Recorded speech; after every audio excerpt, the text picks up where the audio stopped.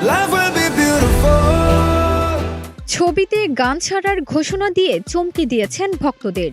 আকাশচুম্বী জনপ্রিয়তা থাকার পরও এমন সিদ্ধান্ত নিয়েছেন ভারতীয় সঙ্গীতশিল্পী অরিজিৎ সিং।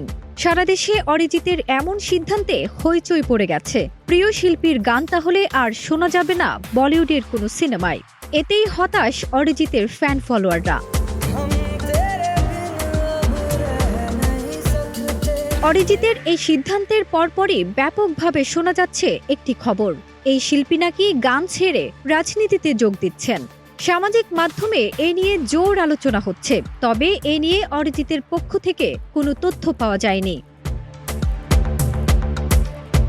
সঙ্গীতশিল্পীর রাজনীতি প্রসঙ্গে জানা গেছে, অরিজিৎ গোপনে প্রচুর স্বেচ্ছাসেবী সংস্থাকে আর্থিক সহযোগিতা করেন।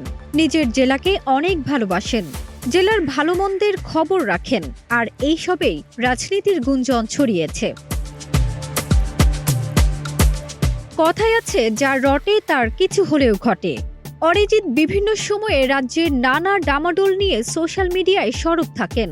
আরজিকর আন্দোলনের সময়ে গান বেঁধেছিলেন।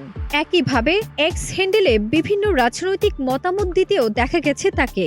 এসব মন্তব্যই অরিজিতের অনুরাগীদের মনে রাজনীতিতে যোগ দেওয়ার শঙ্কা তৈরি করেছে।